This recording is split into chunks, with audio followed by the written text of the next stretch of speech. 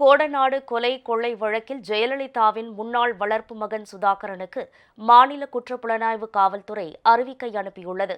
முன்னாள் முதலமைச்சர் ஜெயலலிதாவின் கோடநாடு மாளிகையில் நடைபெற்ற கொலை மற்றும் கொள்ளை நிகழ்வு தொடர்பாக மாநில குற்றப்புலனாய்வு காவல்துறை விசாரித்து வருகிறது. இது தொடர்பான வழக்கு உதகை மாவட்ட நீதிமன்றத்தில் நடைபெறுகிறது. இந்த வழக்கில் கோடநாடு தோட்ட மேலாளர், ஜெயலலிதாவின் முன்னாள் பாதுகாப்பு அதிகாரி உள்ளிட்டோரிடம் அண்மையில் காவல்துறையினர் விசாரணை நடத்தியிருந்தனர். இந்நிலையில் சசிகலாவின் உறவினரும் ஜெயலலிதாவின் முன்னாள் வளர்ப்பு மகனுமான சுதாகரனுக்கு குற்றப்புலனாய்வு காவல்துறை அறிவிக்கை அனுப்பியுள்ளது. இந்த வழக்கை விசாரிக்கும் தனிப்படை முன்பு வரும் 27ஆம் தேதி நேரில் முன்னிலையாகுமாறு காவல்துறை கூறியுள்ளது.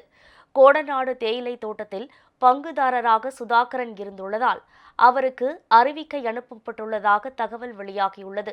நிர்வாகத்தில் அவரது பணிகள் குறித்து கேள்விகள் கேட்கப்படும் என தெரிகிறது. இந்த வழக்கு அடுத்த கட்டத்தை நோக்கி நகர்வதாக கூறும் காவல்துறையினர் மேலும் சில முக்கிய பிரமுகர்களுக்கு அறிவிக்கை அனுப்ப திட்டமிட்டுள்ளனர். கோடநாடு கொலை கொள்ளை வழக்கு தொடர்பாக 250க்கும் மேற்பட்டோர் விசாரணை வளையத்தில் இருப்பது குறிப்பிடத்தக்கது.